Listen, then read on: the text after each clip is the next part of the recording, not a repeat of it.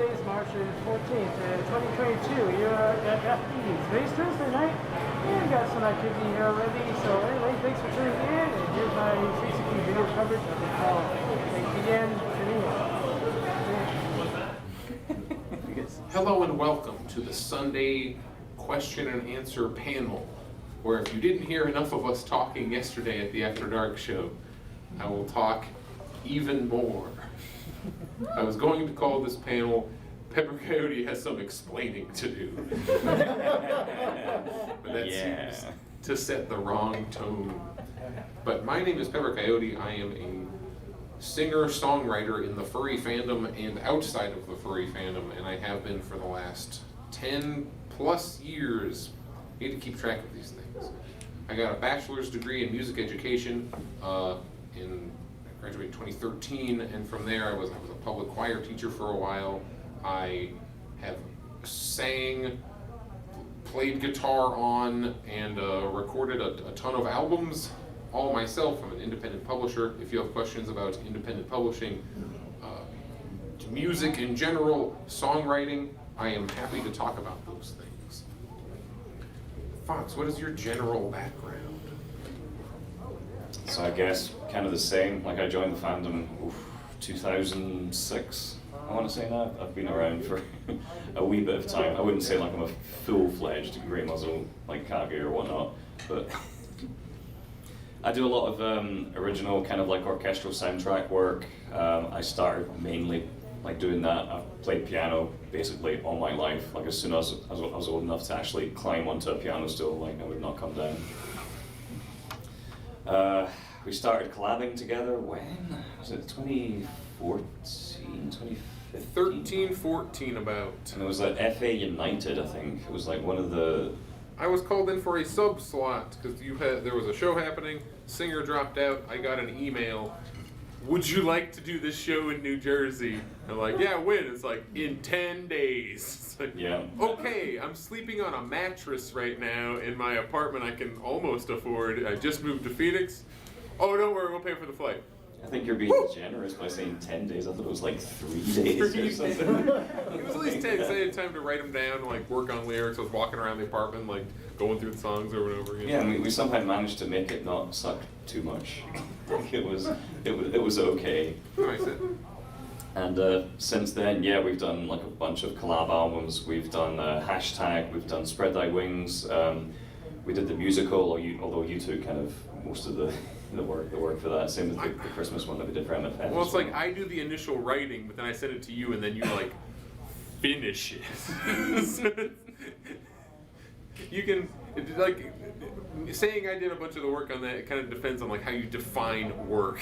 Yeah. Because my favorite part is just coming up with the basic idea. So the fact that that's what I got to do and then hand it off, to me it felt like a very relaxing work. Just kind of make it more sparkly, I guess. Add all the production value to it.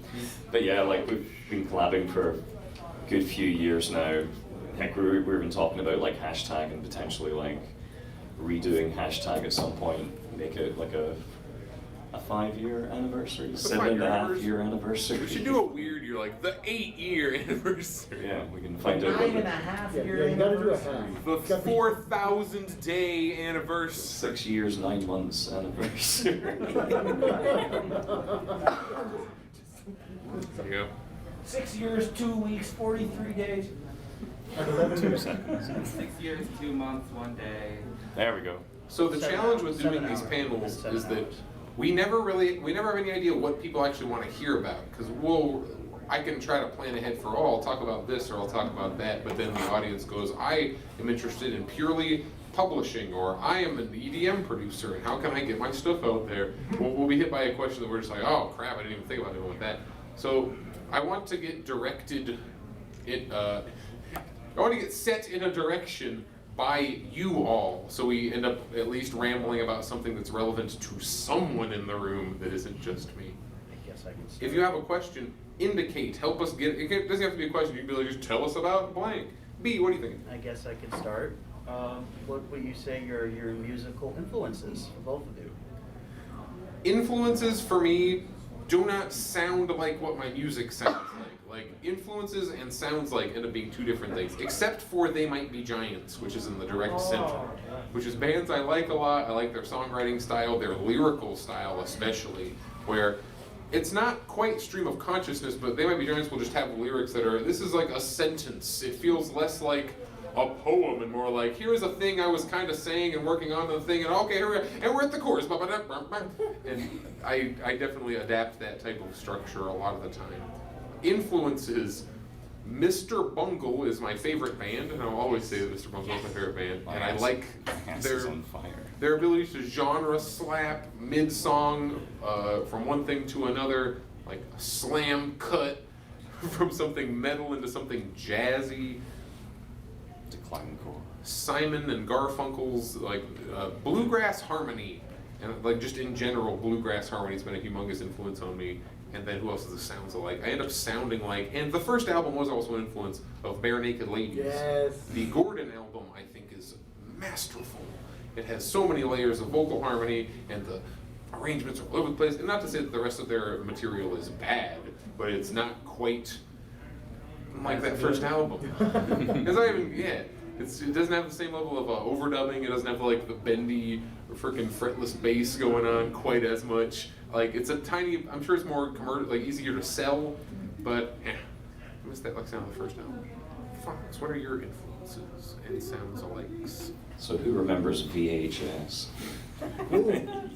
We're all. So when I was young, like I would always like we would have like tons of films on VHS, and I would always like skip to the end credits just to listen to like the soundtracks. So a huge amount of my influence comes from like film score composers, everyone from like Danny Elfman to Powell to Hans Zimmer on some things as well. John Williams, I really love. Interestingly though, like although like, I compose mostly orchestral music, I tend to listen to a lot of prog metal. So bands like Dream Theater, Jordan Rudess, John Petrucci, like Liquid Tension Experiment, and what was it? Arion as well, like the big vocal thing that James like Labrie did. But anything out of like Dream Theater or Porcupine Tree, Rush, like love those kind of bands, like very much so. That's why we work out. We both like prog a lot. Yeah. Though like we prog. don't really do prog. We kind of do prog. We don't understand it, but we appreciate it. We try to do prog. Yeah, so solo influencers like Jordan Rudess. I do like a lot of classical music as well, like Chopin's done some beautiful piano pieces that I will tend to listen to and study quite a lot. I like a lot of Scottish Celtic music as well, like I love Celtic Connection, Celtic Woman, E.S. Posthumus, like a really old kind of sort of epic orchestral Celtic sort of soundtrack band as well. But I will listen to almost anything, but the vast majority of my influences come from film soundtracks.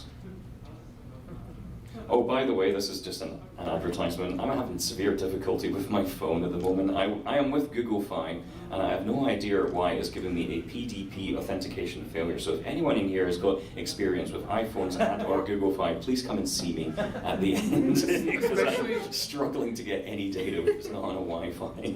If you have the tool, if you have a SIM card tool especially. I tried my best. Say we all messed around with things and it might actually be a thing broken. on Tried the phone. needles and... Hey, I have a question for you. Yeah, what else can we talk about? Slightly off topic, but I noticed you look and sound a lot like Chris Pratt. That was my And first just an hour ago, I saw a video where you're cosplaying a Star-Lord. Yeah. Was that intentional? We, Was that was, it ended up being not a con. We were supposed to go to an anime con. One of our rare outside of furry fandom convention bookings. We were supposed to play at an anime con, and then that con got like screwed over by the hotel in ways that are very familiar to us as like, for like, oh yeah, hotel nonsense. So they threw it at a Best Western. They're like, we have some of the stuff, we have some of the arcade machines, a couple of the guests are like already here, we're gonna do the thing. And we're like, we're going regardless, we don't give a shit. Those tickets are already booked, we're in town, I don't care if I'm in a Best Western or I've never been to an anime con before. or a hole in the ground as long as it has a roof over it. And yeah, we hadn't done a lot of anime conventions. So we ended up, we had already planned a cosplay for, at the time with my hair cut differently, I looked even more like Chris Pratt with short hair, and like him doing guitar stuff had come out like, oh look, who's rocking my guitar. So I was hearing that even more, and Guardians of the Galaxy 2 had just come out. So we got him in a raccoon suit, which became a rocket suit because we got the fucking vest and everything. We got me like the cheap cosplay version of the jacket, the big red jacket for Star-Lord. I actually went out to get like silk gloves so I could actually still play piano in the Rocket Raccoon. Yeah. We went out on the curb and just played a small set. That's how this Best Western. It was hot as hell as well. It wasn't even a Best Western, but it's like something equivalent, like a Motel 6. It was like a Motel 6. like a not the kind of place you would usually do cons, but they're like people are. It ended up getting canceled while some people were still like in the air on the way to it. It was canceled, so they're like, we can't just do nothing. A couple of the guests pulled out. It was the hotel the new management of the hotel just went like, we don't want your con, and whatever technicality they said, but the con did not happen at that hotel, and that is how we ended up doing that. It's funny how Chris Pratt, who at the beginning it was like Chris Pratt, everyone was like, yeah, and then nowadays it's like Chris Pratt. I want a different Mario. God damn it. Chris Pratt is the new Scarlett Johansson of when they show up, people go, We actually learned like a bunch of songs from the Guardian soundtrack as well. We were doing like the Hooked on a the Pina Feeling Colada and- song and everything. Yeah, it was great. It was a good time. I wore to our like local, it wasn't even an event, but like I wore the jacket and I just looked like this, so that's the whole cosplay. I just like wore it to the thing and like at least 3 people were like, can I have a picture? Yeah, all right. And there was one child of I think 12 who genuinely, like I had to stop him when I realized what was going on. He actually thought I was literally Chris Pratt. I was like, sir, I just so respect your material. And I was like, hey man, I am not Chris Pratt. I don't know how to say this to you, but I am not Chris Pratt. Just tell him you're Star-Lord. Yeah. Fox has to walk up to you and was like, I am not Bono. I am not a raccoon. I'm not the real Rocket Raccoon. It's like a literal raccoon over there. Rocket! Get him! It was quite a complex suit as well because I had to have like 2 people help me like get it. It was a headpiece with like a strap body thing. We had to loop through here to get the vest on, and Because it's Rocket Raccoon, and like almost every meter someone would stop you and like photo time.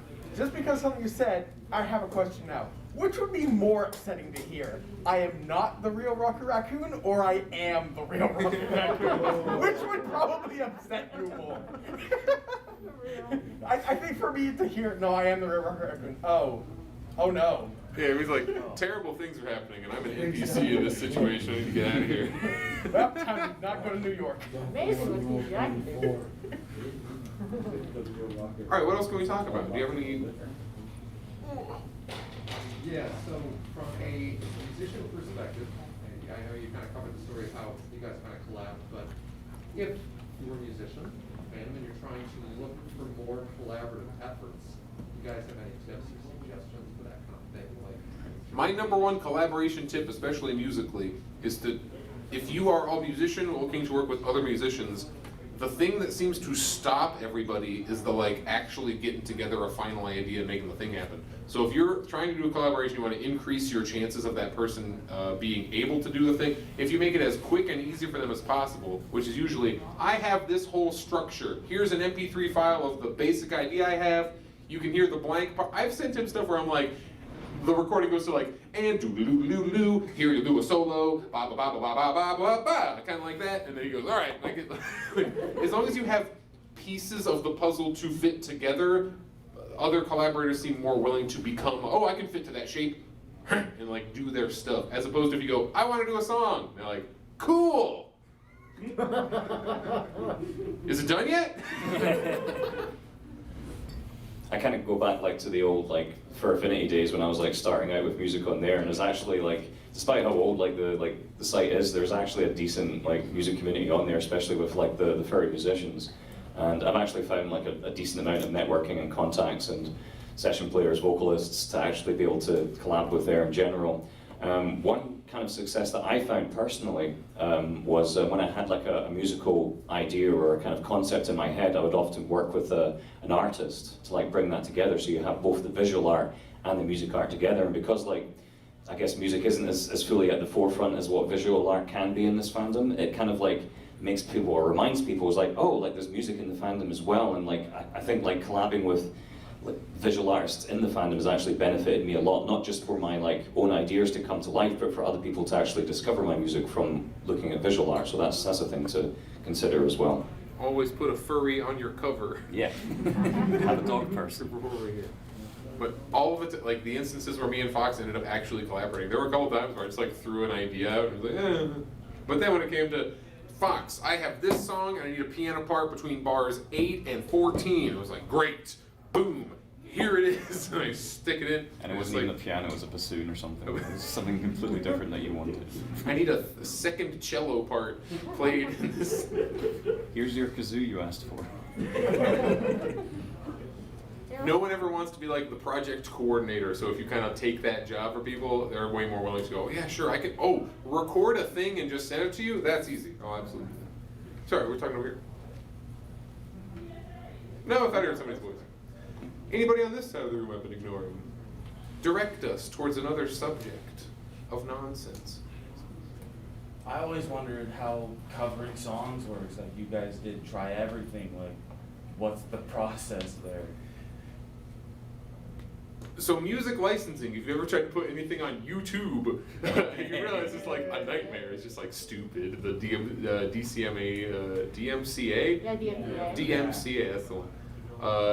Takedowns and such. So you would think, oh, well, there must be a system that I go to and I pay them the money, and then it's like, nah, you just kind of have to figure it out. Like, there are some centralized systems. Now it's the old one because it's been kind of sort of replaced by various new tech-oriented. There was the Harry Fox Corporation. Hilarious name for furries. The Harry Fox Corporation, you would go to their website, which is the worst, and you would type in a song title and they would go like, yeah, we own that, or not even own it, yeah, we are able to negotiate rights for that or not. Legally speaking in the US, if you use anyone else's licensed music for anything, you are supposed to pay them something. But like, that's the whole deal. If you paid them and they're happy, you're good. There is no official license. There's not like a standard license form that you go, yes, I will fill this out for this meeting. It's just handshake agreements, emails back and forth. Frickin' I think it was Dan Olson, the guy who did the really big long NFT video that came out not too long ago. Oh yeah. Yeah, like that same guy did it was either him or H Bomber guy. He was this huge tweet thread like, I am trying to pay this musician to use this song in this thing. Here is the odyssey of me trying to find that guy, where he lives. Okay, that's his lawyer. Okay, that's his mom. All right. Here's the thing, like, it's this huge like rigmarole. Luckily, like, we've gotten lucky in that, like the Disney one, Try Everything, you pay a license fee, which for us was like, it's like a. It was like $40 or something. It it wasn't expensive at all. It ends up being like I think between $100 and $300, depending on the number of copies you're selling. It's like a certain number of cents per copy. You pay, you get the license, they just do it. And even then, it's just, you assume they won't sue you, and they might be like, hey, and then you go, wait, remember this paper? And they go, yeah, okay. It's so informal. I think a lot of that is based on as well as to how well or successful the cover track would be. Like it was enough to garner enough attention for the Disney higher ups to like notice. You know you gotta pay from orbit. Like, what's this? Try Everything. Some indie musician making money from our billions and billions and billions of dollars. Get 'em, boys! If that shit hit the internet, the algorithm would have picked that up. They would have auto sent us a cease and desist, like it's Disney. Right, and the thing is as well, like the actual process is not that difficult. Like, I mean, I think for Try Everything, was it not like, was something from like CD Baby? Like they do like a mechanical. They'll sort of kind of help. license. There's now a website called, I think it's easysonglicensing.com, which sounds like such a scam. Yeah. But their thing is, they do all of what I just described for you. It's that, okay, we know the song, we have like an official looking business we'll go for, and we can usually make it work out. And if we don't, we'll just refund your money and say sorry.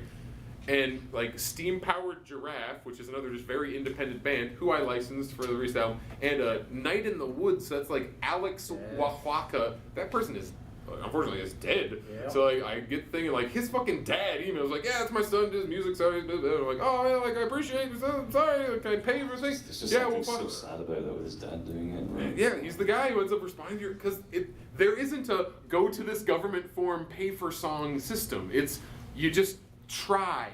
You look for an email. Try everything. You look for. You Try send some getting a license. Try to license this music. Try to license It's it. like, I'm trying not to break the law so hard. Please. And then, yeah, it was like, yeah, $50. Ooh. Or they might say, it's $10,000. And you go, can't afford it. Or, like, it's so informal. So it's just basically. Oh, I was just going to add too from district I use my district here, and they did actually have.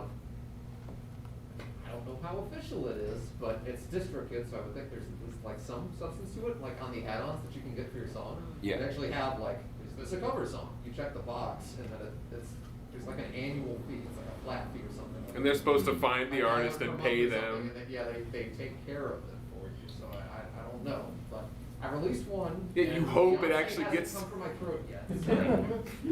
I guess there's a little bit of comfort if like a company is kind of like taking the reins for you a little bit and kind of taking care of like the business in that Sue sense. them! But it is kind of scary at the same time. So if they had Disney come after you and said it was him. He said it was fine. He said he was gonna pay you. That's really what it That's is. like that scene in The Simpsons where everyone's wondering like who keeps going nay, and it's like who keeps doing that? It was him. Get him, boys. And B, what are you gonna say? In the rare case that the original artist actually notices what you did, case in point, your 1 week Bare Naked Ladies cover from last year. Yeah. Parody is a different thing where freaking, yeah, you can make an argument. The thing that people forget in parody law is the only way that you're covered by parody law is if you are also making some kind of commentary on the original work. It's not just you can change whatever lyrics you want in it as long as it's comedic. It has to also be commenting on the original. So my 1 week Bare Naked Ladies cover to be parody law, at least in the US. I'm also in Canada, so your laws are probably different. Everything I've said, by the way, is for USA. Canada, it's close enough. Nothing's like that radically different. And it's quite similar between the two. If my 1 week if my 1 week cover I cannot argue that it somehow also parodies Bare Naked Ladies themselves and the original song. They could just decide like, take it down, cease and desist. Like, we own that. You're not allowed to do the thing. And I'm like, I could. If you give me enough time, I could, like, as a person who's written a lot of A-graded college essays, I can BS a reason that I can write a way that my lyrics are lampooning Bare Naked Ladies themselves.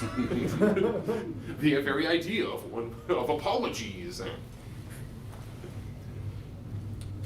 How do you guys figure out or decide when a song is done and you're not going to tweak it anymore and you're just going to let it go and be the song? Fox, I always talk first. Let's you talk first. How do we know when a song is done? I guess like I don't think we ever really know for sure, like because there's been so many songs that I've worked on that when I get to the mixing part of it, I'm like, okay, I could actually add some more here and I want to add more there. So I think it's done at the point where I guess we both mutually agree is like, okay, we just don't want to make it any worse than what it already is. So we're just like, okay, we've got everything in there we need to now, and it's just a kind of like a mutual kind of eyebrow waggle. In the sense like, okay, yeah, this song is ready to leave the nest or whatever, but it's, I guess by trial and error, every song is like different. Like I think for the musical, because there was so much like orchestral work and stuff involved, I was always like kind of second guessing whether I wanted to like double up the strings again here or there, or we could put like another thing there to make it sound more full, but it's just something you get a feeling for, like from the heart, from the gut. Like it's just one of those things where it's like, okay, it sounds good now. It sounds kind of like what we're hoping it to sound for, or it maybe doesn't sound anything like it, but it sounds, people like it. So I guess trial and error, I would say, is probably like the bottom line for it. I don't know about you, Pat, like, but because like I think with your songs, like you don't tend to normally have like huge orchestras in them. Like you've got like a kind of like a band set up. So I don't know, like what is your kind of finishing point? Like where would you stop? Like if you start a new song?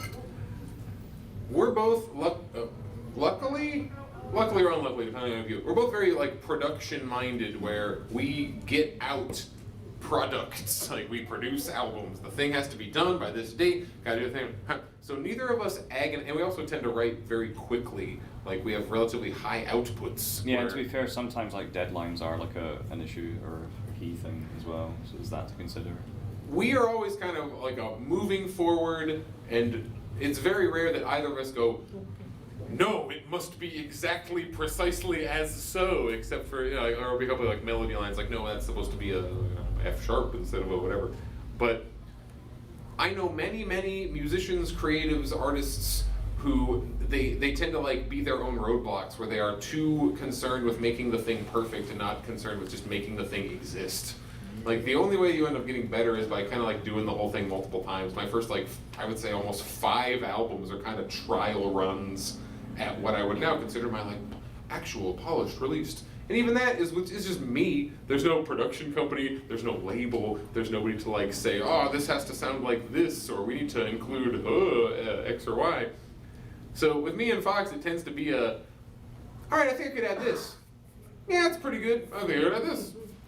Yeah, all right. Oh, deadline's coming up. Yeah, that's cool. We just Gotta lose that sax solo. Gotta lose that sax solo.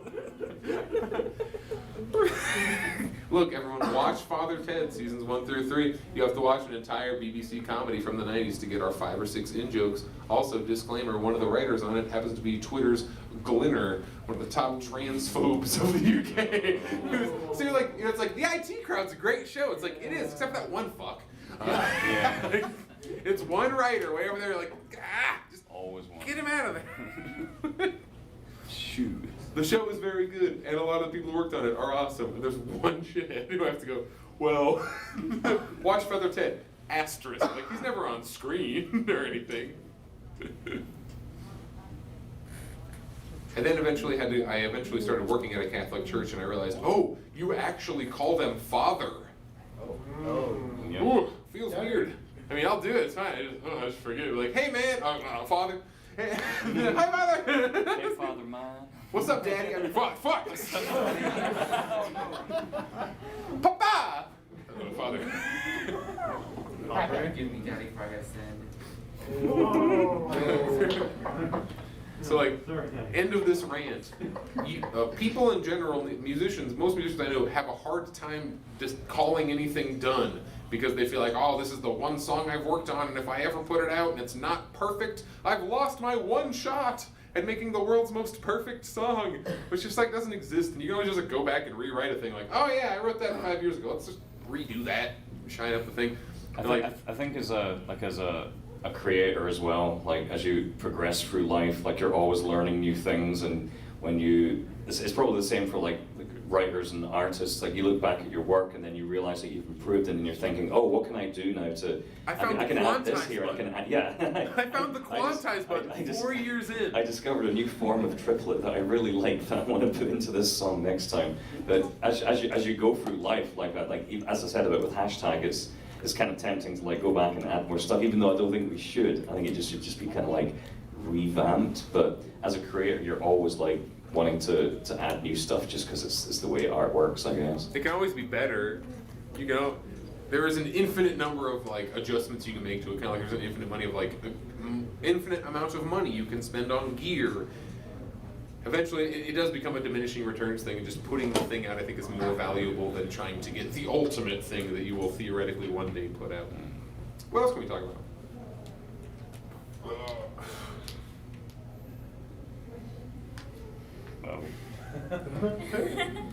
Not an interesting question, but you said you like Celtic music, right?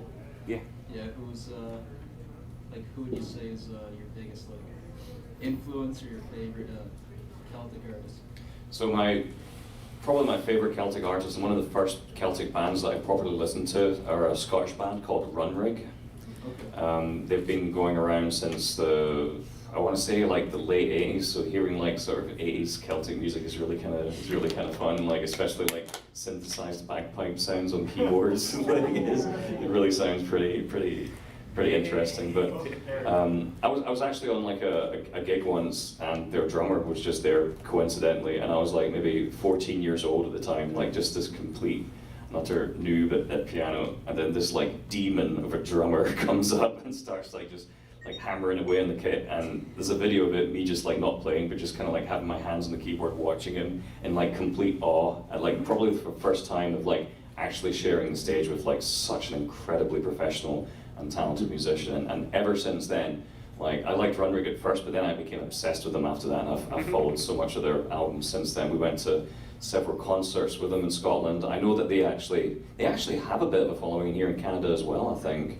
I know they have a big following in Germany and a few other European countries too, but for anyone who likes Celtic music, especially like classic Scottish Celtic music, look up a band called Runrig, Runrig, Google it, look on Spotify, like or whatever, like really, really good Celtic band. Thank you. What about you, Pep? Have you got any kind of Celtic It's like a half. influences or? It's like an answer, but also a half answer. It's the Cranberries. I just listened to a crap ton of the Cranberries. They're just an Irish band, so you wouldn't even necessarily consider them like Celtic. They're Celtic by default, but they aren't doing like, I don't know, gimmicky Irish music, but like she tends to employ like traditional Irish vocal techniques, like in the song Zombie, the fucking zombie, where she has like that flip up into her like her head voice. Like that's like a folk technique that a lot of Irish music uses. It's not easy to do either. I can do it in certain ranges in that particular. Like it's Hey, hey, it's like quasi yodeling. like a sort of falsetto octave. It's just a third, which makes it harder. It would be like easier. Well, I like that. Like it's like a rock band from the '90s that also integrated enough like traditional Irish things, and they're writing songs about the frickin' the Troubles, about like can I do IRA songs without being called like a terrorist? Because there's a whole country of terrorists now, like independent Ireland is like it's one of those. Like if Scotland got into, what if there were radical Scottish independentists, separatists? There are, like, but It's called Alba. that's what I mean. Like, if the person you're fighting is like the crown, who is the bad guy in this situation? I don't know why, but like most of Scotland don't really care too much about the royal family, except for Princess Diana. Like we always seem to default because Princess Diana seemed nice. Yeah, she just seemed like a cool lady. Yeah. she seemed nice. She seemed nice. You just got it. Everyone else is just like, boo. Was there a rumor going around where we thought the Queen might have been secretly dead? Yeah. Is she? No, Is she okay? We have pictures of the She Queen? had COVID, but she's fine. Oh, she had COVID. Yeah, she did, very, very briefly. Yeah. We were talking about, because I've heard from my British friends that Scott Fox is not British, but he knows all the rules of British people. So when I say British friends and look at Fox, technically I would have to be called British. He It's is on my passport. I just don't like being identified. so UK citizens, one of our actually British friends, like from our English, one of our English friends was talking about how like, so the rules for when a queen dies may or may not fuck up the entire economy of England because we haven't done it in so long. Like the banks must close for a certain amount of time, and they're like that could ruin our. So when like Ukraine war is kicking off and the Queen died, it's like, fuck. We might have to hide that the Queen died for a month until we can like take the banks offline. Even off this Yeah. I like how in the U.S. if the president dies, you just keep going. The banks don't close. They're just- Someone in the back was. we can be very sad or very not sad, depending on who you like, and then we just business as usual. Look, if COVID won't stop us, a president dying certainly won't stop us. Alright, what else can we talk about? Music. What even time is it? What is music? Fox, do you want to tell us a wacky story from Europe? I'm trying myself to remember a wacky story. Oh! I'm trying to remember anything that's interesting that happened throughout the pandemic, and the only thing that was interesting was the fact that I was stuck in the same place for 2 years under lockdown, and it wasn't very pleasant. The first time I got to go to Eurofurence, that's like a meme also that Foxmore will never be a musical guest at Eurofurence. Even though all of his friends have been. It's because I'm basically staff. He's just been there, go do it forever. It's like I'm too nice to be a guest. Like I'm always like, yeah, I'll do it. It's fine. Like, we have a free staff member here. They made me guest almost as like an excuse to be able to pay for my, so then like budgetarily they could pay for my flight and hotel, which is the only way I could possibly afford to go to fucking Germany. So I get to Berlin, and I'm now experiencing jet lag for the first time. This is my first like transatlantic flight, and they've hired we've hired a limo for you. Oh my god!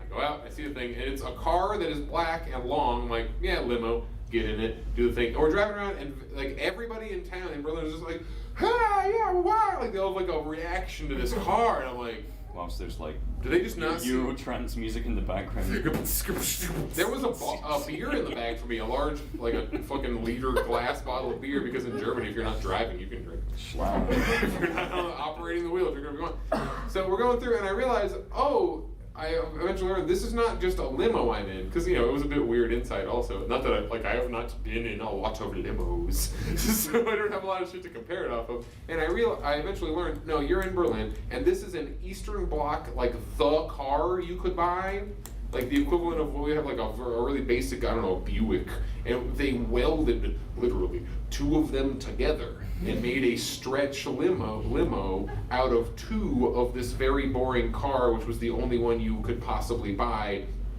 in like Eastern Bloc Germany. Right. So that's why you got that kind of reaction. So we pull out, and we're in front of the Call of Duty building that you blow up where the Nazis on the third round. Like, we're like, oh, there it is! Oh my god! We pull up, we have that, we're getting out, all like Germans and other various Europeans like, oh, we need a picture of Mr. Carr! A lot of the buildings in Berlin still have a lot of the bullet holes. Yeah, there's bullet holes, there's burn marks, there's the wall, and it's just like goes through the city. And they just paint it white every once in a while, like, go ahead, graffiti it. And then they do it around graffiti, and they paint it white again. Okay, we've brought in X artist from Amsterdam to do some, chunks of the wall, which is fun. That's to the both of you. Did you pick up on any new hobbies or experiment with anything during the pandemic? Ooh, nice.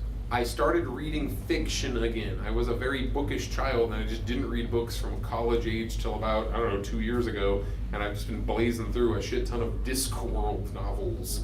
Because as a millennial, I have to read a second book. I already read Harry Potter, now I have to read a second. Is that a joke? People go, millennials, read a second book, please! What does it mean when I've read about 30? Yeah, right? I'm getting into it. I'm gonna read back and read the fucking Dark Materials. There's fantasy out there I can read. Game of Thrones is too sad. I can't read Ice and Fire. There's also Redwall. Also who? Redwall. I read a bunch of Redwall when I was a baby. Yeah. That was That's also very depressing. my very Christian aunt and uncle, as opposed to my mom's side aunts and uncles. They got me the Redwall original 3, like Redwall, the Redwall 2, Matameo. What's Redwall 2? Whatever the first 3 of those are. And it's funny. They got me because they're kind of conservative, and the Redwall books do have a semi Christian-y tinge to them, but it ended up just making me more of a furry. So, good job. Yeah, when the pandemic started, I was only supposed to be home for 3 days, and this was the con I was supposed to come to next. We just was it TFF we had just done? It was Furthermore. And we were in Arlington, Virginia, where in the U.S. there were 5 COVID cases. There was Arizona, Washington, Arlington, Virginia. Right. The same weekend, one building next to that con. And the moment I went home, that's when Italy started having their numbers go We're oh, this is disastrously serious. high, and that's when Europe was like, oh no, we got to do something here. So that's when everything locked down, and from just having 3 days at home after having barely been home for a week after the last few years of travel, it was an adjustment. I went into kind of a depressive state, to be honest. It was pretty bad, but once I kind of got used to the fact that I didn't have any jet lag anymore, that was a nice feeling. I could actually spend a lot more time with my family. I mean, even though lockdown was happening, I was still with my parents and my folks, so that was good that I kind of had that support there for that. What was UK lockdown like? Because US never actually had lockdowns. Very, very strict. Not too far from martial law. Did you ever step out of your house and someone was like, oh no, you could step out your house, but only for essential purposes. You could only go outside to exercise for a certain amount of time, I think 30 minutes or something like that, or if you had to go to like a supermarket to get like essential services, Could you just like go to like Tesco? toilet paper, which we had none of because people panic buyed right before the pandemic. I don't know if that happened here, but we had a huge toilet paper shortage and sanitizer shortage, and people like trying to order on Amazon, and even Amazon's like, oh, we don't have any anymore. And you see people getting turned up with like huge boxes of neighbors next door, and I'm like, give me rob some. them. Yeah, that was going to happen, and it stayed like that for the longest time. But once I started like getting my, I guess some of my sanity back, like I actually picked up electric guitar.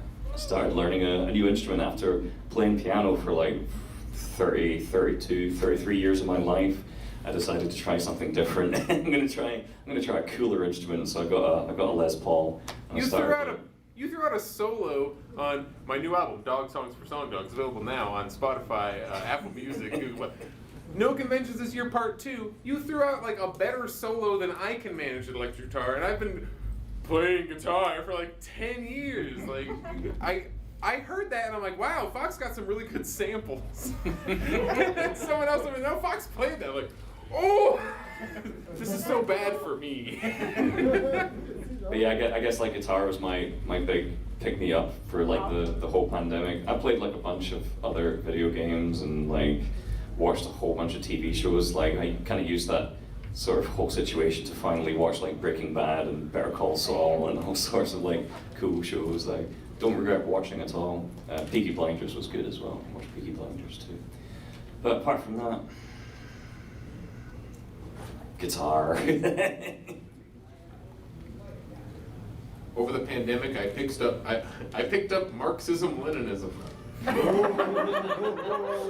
not a joke at all. Didn't notice. I've been reading a whole bunch of Lenin and a whole lot more Marx and Engels, but that's kind of a conversation for a different thing.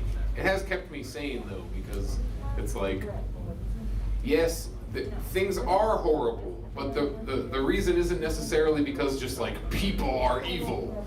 It's like economics and like boring things. Like, okay, they need this resource and they have this resource, and which keeps me a lot more sane than just trying to hope that like the wickedness of the human heart can be expunged. Which like, oh fuck, like the U.S. did the war on terror, and everyone's like, haha, how can you possibly defeat? It's kind of how it feels like to me. And the war on drugs. War on drugs. The victor of the war on drugs. Drugs. Like to declare. Actually, that's another show I watched in the pandemic, the Narcos Mexico stuff. Yeah, that's pretty cool. That was my biggest freaking shift. Actually, was I stopped drinking nearly as much, and I now mainly use cannabis because that won't kill me nearly as quickly. And it became legal in my state. 2020, Arizona got recreational weed, and not in the way that Toronto got recreational weed, where it's like takes a decade for them to actually get a store. No, they're up. You can just go to the store now. Like, it's like, and 3, 2, 1, open. All the medical ones are now recreational. Have fun, everyone over 18. Please don't kill yourselves. We need you to come and work this shift. America. America, fuck. You have to take the yeah off. America. Fuck. Girl. Let's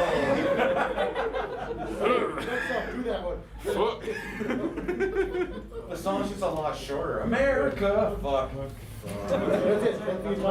What the fuck is happening? Just a little random fact. So Megaplex was my first US con, and it was with Tyrrell. And one of my fondest memories was having a melodica, and we were down at this gazebo, and we were just playing that song like America, and I was just like playing along with it, and then you hear someone in the background like, give this man his visa right now.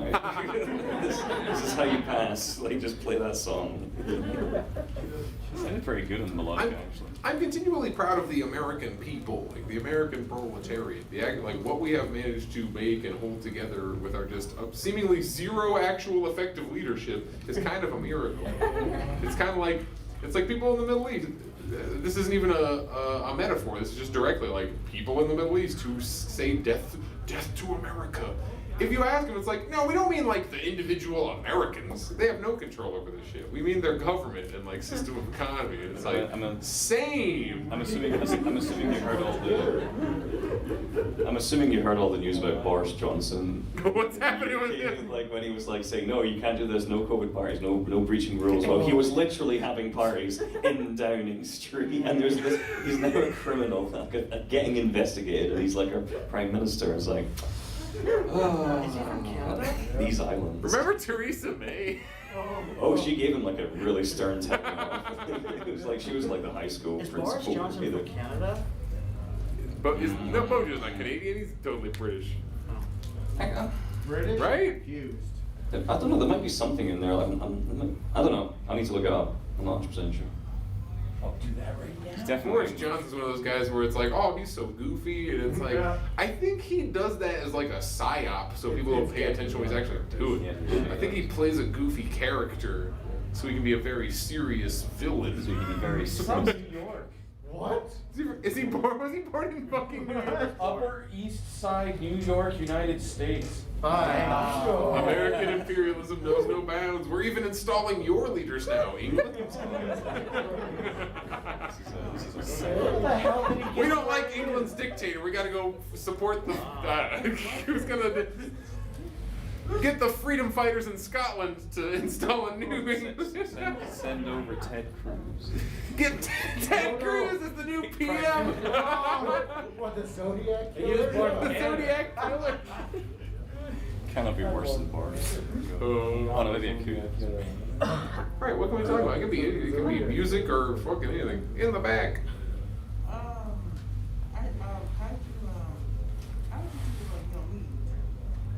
Say one more time. How do we meet?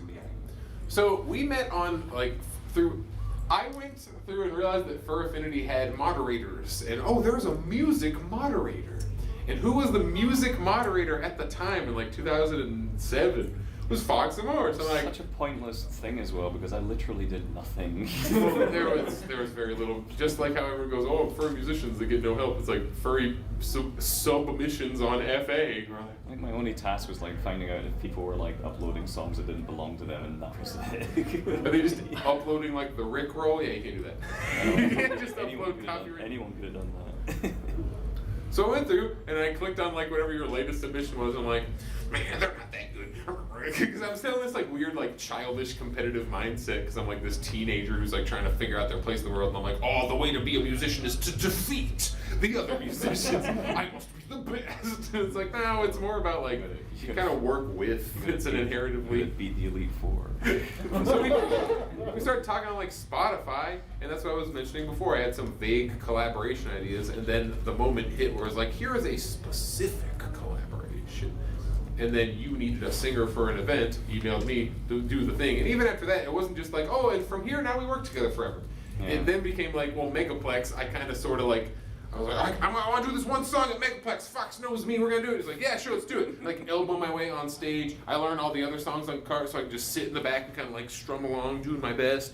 And that was also during my like developmental period where I could not yet hang, as they say, with the band. And now I mostly can. It's like, I don't know if this phenomena occurs with any other like artistic method. I'm sure it does in some other way, but like musicians, there's a point where like it's not even being elitist, like, oh, you're good enough versus exit. Can you listen to what's happening in the room and become a part of it?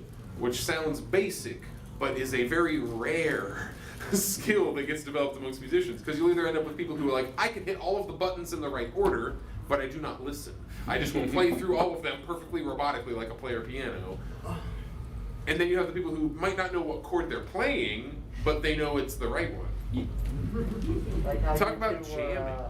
Doing Wonderwall, you're just both listening to it on Spotify and you're to get the right. Is that a B major, a B minor? It's a B2. It's a B suspended second. So it's kind of like both. So I was very happy to be able to like become a part of like you, Cosmo, and Rhubarb. They are very much people who can hang. We're like, yeah, play what you're playing, and we'll just kind of become a part of it. Benny's pretty great. Benny's on there as well. All right, how many more lyrics can you relate? How many more lyrics can you replace with and then we go bang in my room. Go back to my room and bang? Yeah. Fuck. I'm glad I had a slight running joke through that show. See, that's good structure for your shows. Have a joke that you repeat. That wasn't even on purpose, but as we got going. It's mainly when you haven't got enough like musical material and you're like, oh, we've got to fill in some time here. Frickin', it's not that I have anything against people who go to cons to bang. That's fine. That's good. If you have a fun time doing that and everyone involved is into it, great. To me, it has always seemed just like so much extra stress and trouble, and I gotta go to dinner right now. I know you're interested in sex. I am interested in a Reuben sandwich. Why not? And if I had to trade, honestly. What is your, both of you, what's your favorite song that you've had the chance to either do individually or do together? My favorite song right now is I Am the Animal, which is on Dog Songs for Song Dogs, now available on iTunes, Spotify, and other downloadable services, which I wrote like 6 years ago. It was one of the first like commission bonuses for when I did MUD. It was like, oh, if you're at this level, I'll write you a custom song, and someone got that level for the custom song. It's like bluegrass, it's high energy, and I like it a lot. It's very like furry appropriate. Without, if you aren't a furry, you wouldn't necessarily care or know. And it's also sort of about TF.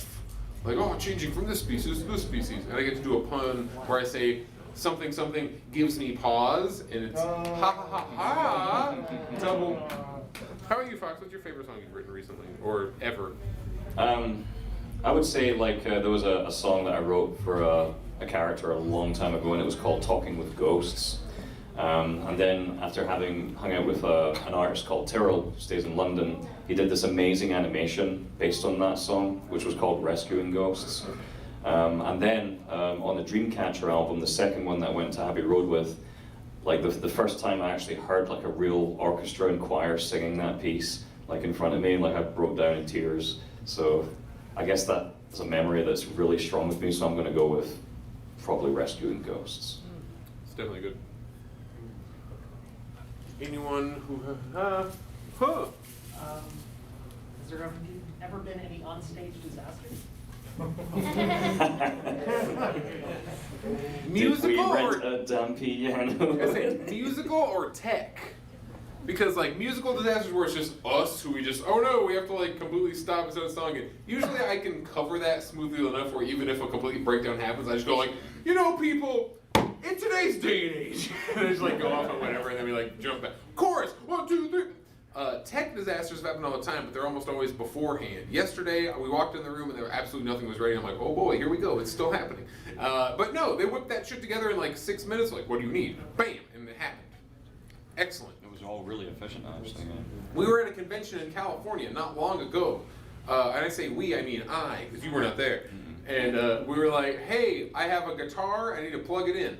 And for any FurryCon AV setup, it would be like, sure, we'll either plug you directly into like the Snake, or we'll have a DI box, or something.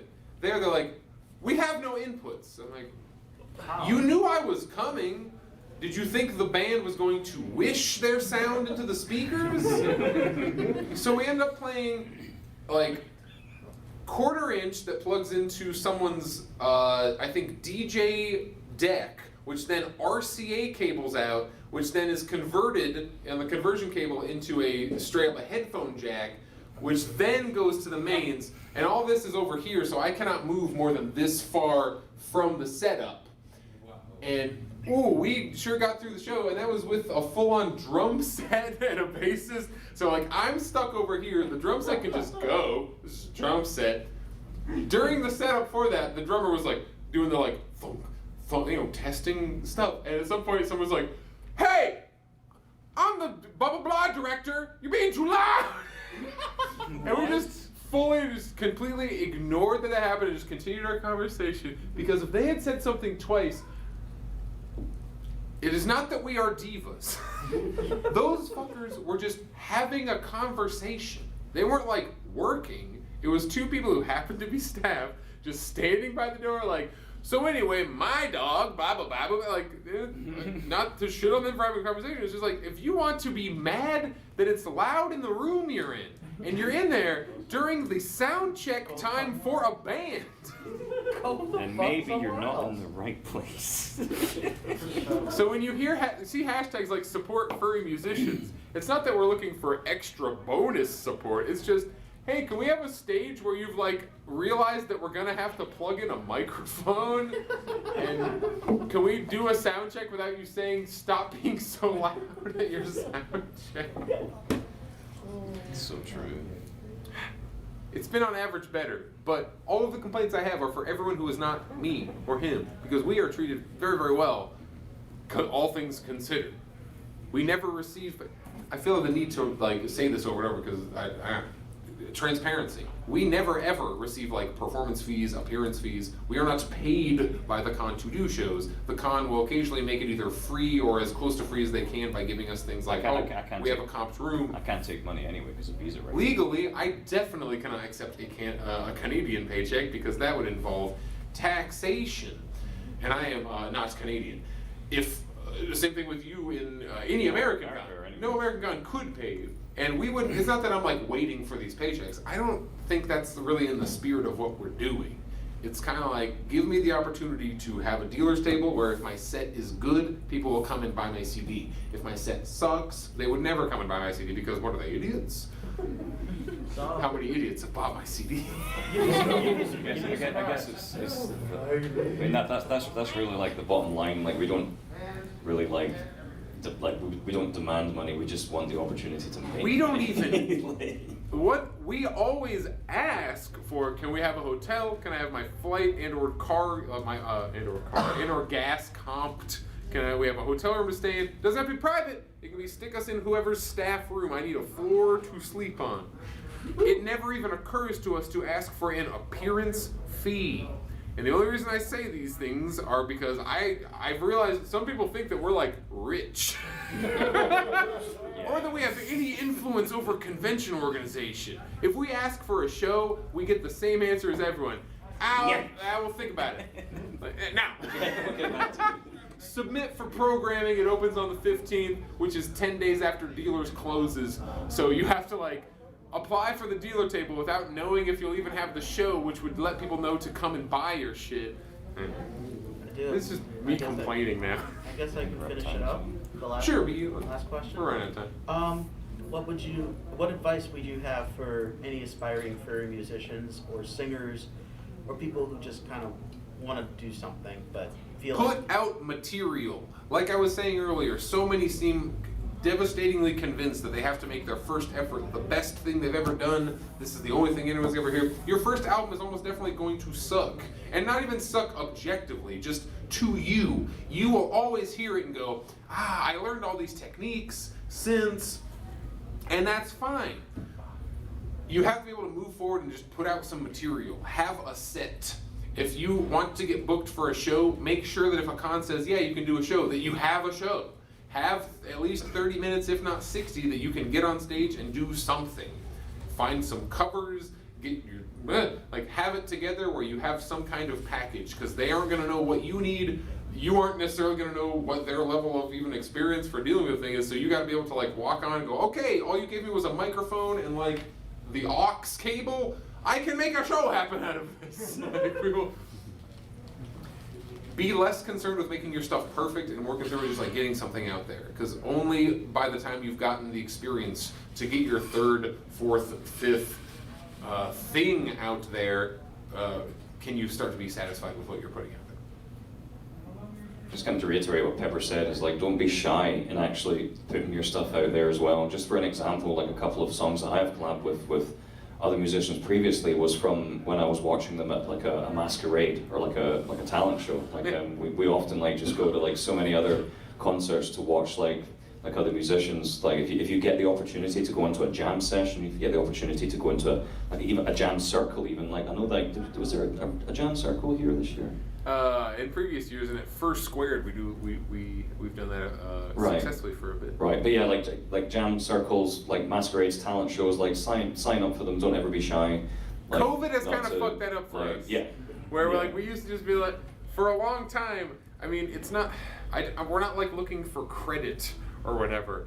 But how many times do we go to XY Masquerade and go, yo, that harpist is kick ass. Let's bring him in and have him do a thing.